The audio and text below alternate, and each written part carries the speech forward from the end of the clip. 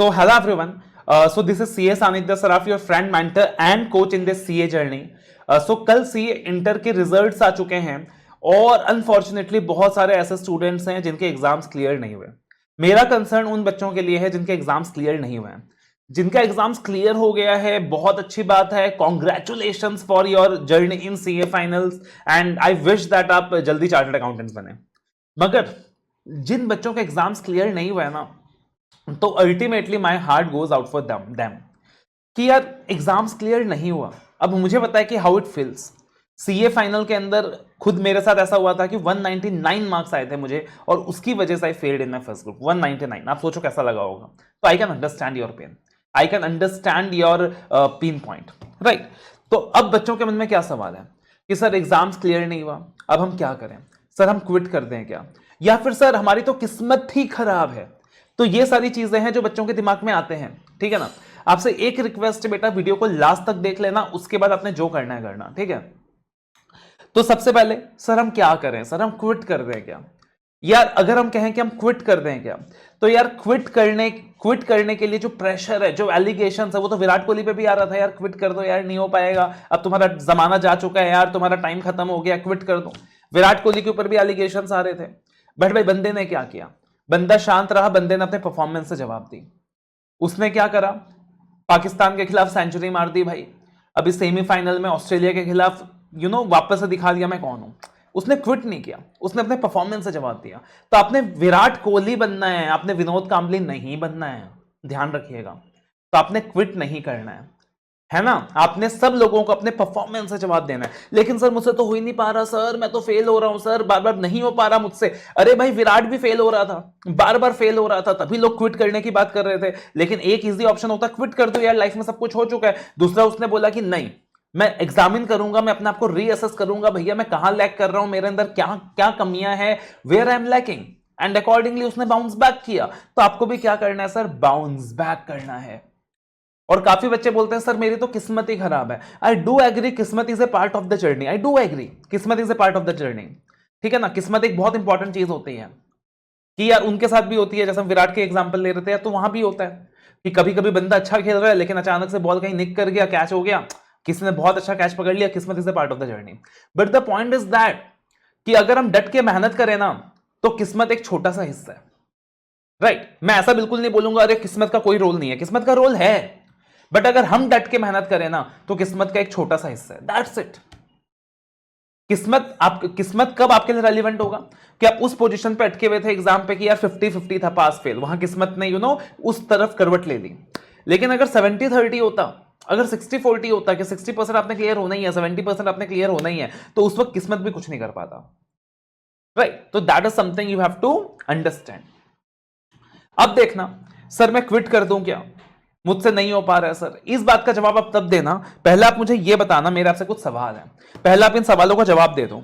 उसके बाद आप मुझे बताना, अगर इन सवालों का जवाब अकॉर्डिंगली आपने दिया है, तब मैं आपको खुद बोलूंगा बेटा क्विट कर दो, आपसे नहीं हो पाएगा। एक बार आप मेरे ये सवालों का जवाब दे दो। क्या आपने ईमानदारी से अपने दिल से पूछ के देखना, कमेंट करके बताना, क्या आपने अपना 100% दिया था? बताओ मुझे कमेंट करके, क्या आपने अपना 100% दिया था? और ऐसा नहीं कि सर एग्जाम से पहले आपने लास्ट के 10 दिन में अपना 100% दिया था, नहीं बाबा नहीं।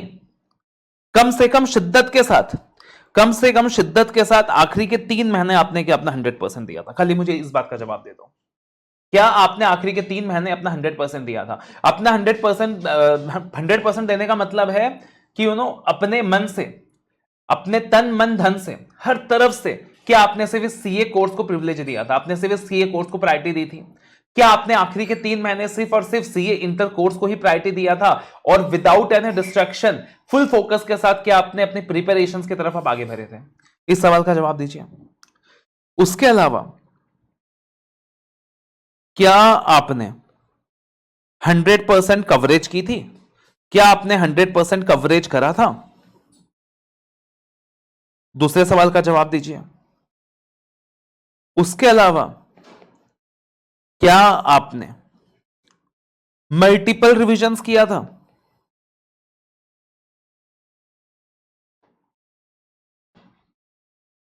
और क्या आपने टेस्ट दिए थे? अगर इन सवालों का जवाब ना है, नहीं सर ऐसा नहीं था, बेटा इसका मतलब आपने अपना 100% दिया ही नहीं था। इसका मतलब तुमको अपने फेलियर से कुछ घबराने की जरूरत ही नहीं है, because it was that you simply you did not give your 100%। आप इन सारी चीजों को करोगे, आपके एग्जाम क्लियर हो जाएगा, बहुत सिंपल सी चीज है। लेकिन अगर आपने ये सारी चीजें की थी, सर मैंने अपना 100% दिया था सर, पूरा कवरेज किया था सर, रिविजन भी करे थे सर, टेस्ट भी दिए थे सर, तब चिंता की जरूरत है भाई। तब आप मुझे मैसेज करना, मुझे व्हाट्सएप करना 8638585920, पर्सनल नंबर दे रहा हूं 8638585920, व्हाट्सएप करना। आई विल सी पर्सनली क्या दिक्कत है, बिकॉज फिर तो बहुत चिंता की बात है कि आपने ये सारा कुछ किया फिर भी एग्जाम क्लियर नहीं हुआ। I will have to see personally. लेकिन बॉस अगर ये सारा कुछ मैंने किया ही नहीं ना बाबा, ना 100% तो दिया ही नहीं बाबा, अपना दिमाग तो वहां भी था, अपना दिमाग तो यहां भी है, अपन 3 चीजों में इन्वॉल्व थे, 100% कवरेज नहीं किया था सर, ये छोड़ दिया था, वो छोड़ दिया था, मल्टीपल रिविजन किया ही नहीं था सर, एक बार कर लिया था बस, टेस्ट तो दिया ही नहीं थे सर, टेस्ट तो दिया ही नहीं थे, टेस्ट होता क्या, रिटर्न प्रैक्टिस की नहीं थी। तो भाई साहब तुमने अपना 100% दिया ही नहीं था, और अगर तुम खुद अपना 100% नहीं दे रहे हो, तुम कैसे आईसीएस एक्सपेक्ट कर सकते हो कि वो तुमको प्रॉपर रिजल्ट देगा? कैसे तुम अपनी डेस्टिनी से एक्सपेक्ट कर सकते हो कि वो तुमको 100% देगा? पहले अपना 200% दो, फिर वहां से एक्सपेक्ट करो। अगर आप अपना 200% दे रहे हो, कायनात भी आपको 200% देगी। लेकिन आप अगर अपना 200% नहीं दे रहे हो, you can not expect from that side. It has to be a give and take relationship.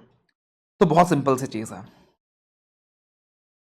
तो सर अगर मैंने अपना 100% कवरेज नहीं दिया था, 100% कवरेज नहीं करा था, मल्टीपल रिविजन नहीं करे थे, टेस्ट नहीं दिया था, और 100% नहीं दिया था अपना, तब हम क्या करें? तब क्या करें बेटा? आज जितना रोना है रो लो, आज जितना रोना है रो लो, जितना रोना है रो लो, भर भर के आंसू बहा लो। लेकिन कल सुबह जब उठोगे ना भाई साहब, तो तुम्हारे अंदर एक तकलीफ होनी चाहिए। तकलीफ किस चीज की? यार मैंने अपना 100% नहीं दिया था। और तुम्हें एक कसम खानी है। क्या कसम खानी है? कि भाई बस बहुत हो गया, बस बहुत हो गया यार, बस बहुत हो गया। अब मुझे ना अपना 100% देना, मुझे रिजल्ट से मतलब नहीं है। मैं ये नहीं बोलूंगा कि नहीं बेटा कसम खा लो कि एग्जाम क्लियर करके रहेंगे, ये वो बॉस, वो तुम्हारे हाथ में नहीं है। तुम खाली इतना कसम खा लो कि इस बार मैं अपना 100% दूंगा। मेरे अंदर ये रिग्रेट नहीं होना चाहिए कि मैंने अपना 100% नहीं दिया। और बिलीव में जैसे ही आप अपना 100% दोगे, the result is bound to come. Guarantee है, मैं लिख के दे सकता हूं स्टैम्प पेपर में। आप 100% दोगे, results are going to come. तो आपने क्या करना है बेटा? जितना रोना है रो लो, और सुबह जब उठोगे तो कसम खा लो कि इस बार मुझे 100% देना है अपना। दैट्स इट, अपना 100% देना है ईमानदारी के साथ। सबसे पहले अपना स्वॉट एनालिसिस करना। स्वॉट एनालिसिस पढ़ा होगा ना आपने बचपन में?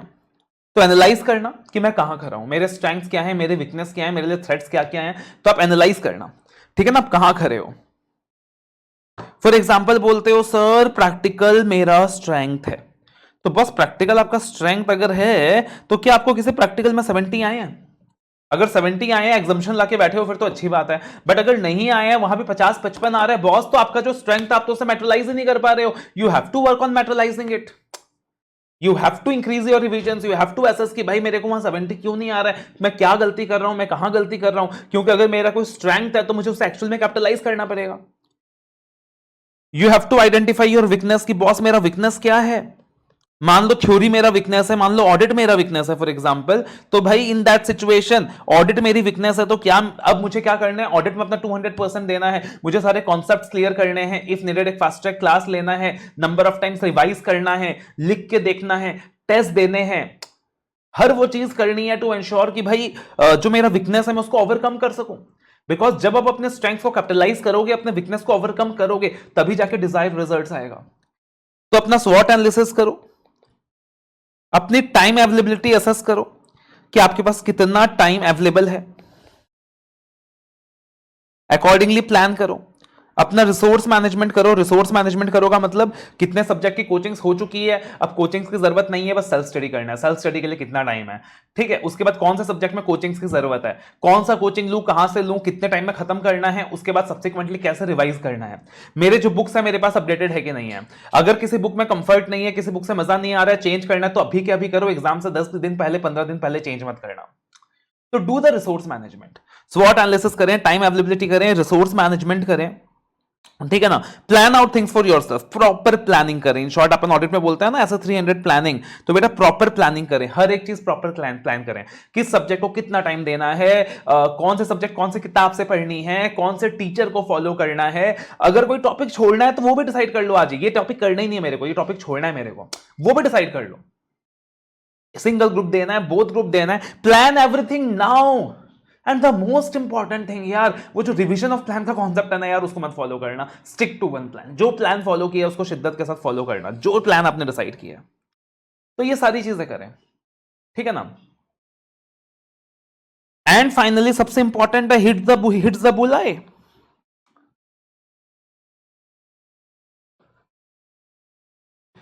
तो आपने सुना होगा कि महाभारत में एक इंसिडेंट होता है कि जो गुरुदेव होते हैं पांडवों के, वो पूछते हैं, वो ना एक पार्टिकुलरली क्या बोलते हैं, चिड़िया की आंख में निशाना लगाने के लिए बोलते हैं। तो अलग अलग लोगों से पूछते हैं कि भाई तुम्हें क्या दिख रहा है, तो कोई बोलता है मुझे गांच दिख रही है, कोई बोलता है मुझे चिड़िया दिख रहा है, कोई बोलता है मुझे पूरा जंगल दिख रहा है। अर्जुन बोलता है मुझे सिर्फ चिड़िया का आंख दिख रहा है। और एग्जैक्टली वो क्या करता है, हिट्स द बुल्सआई। आपने भी यही करना, हिट्स द बुल्सआई। तो आपने क्या दिखना चाहिए, सिर्फ और सिर्फ आपका रिजल्ट दिखना चाहिए। उसके अलावा आगे पीछे दोस्त, डिस्ट्रैक्शन, रिलेटिव, सोशल मीडिया कुछ नहीं दिखना चाहिए, नेगेटिविटीज कुछ नहीं दिखना चाहिए। आपने सिर्फ एक ही चीज दिखना चाहिए, हिट्स द बुल्सआई।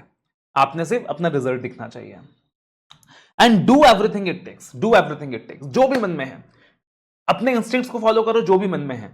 आपको लगता है कि यार सुबह आपसे पढ़ाई होगा, सुबह उठ के पढ़ो। आपको लगता है रात को पढ़ाई होगा, रात को करो। आपको लगता है कि इस टीचर की क्लासेस लेनी है, क्लासेस लो। डू व्हाट इट टेक्स, जितने टेस्ट देने हैं उतने टेस्ट दो, लेकिन अपना 100% फोकस बनाए रखो, अपने आप पे कॉन्फिडेंस रखो। और एक बार अपना 100% दो यार, कि अगली बार मैं आपसे सवाल करूं ना, आप मुझे एकदम बोल सको सर मैंने अपना 100% दिया था।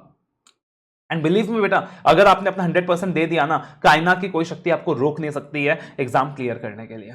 You are going to clear, you are going to clear. तो बस एक ही कसम खाना है खुद से कि मुझे अपना 100% देना है, फिर रिजल्ट का मुझे फिक्र नहीं है।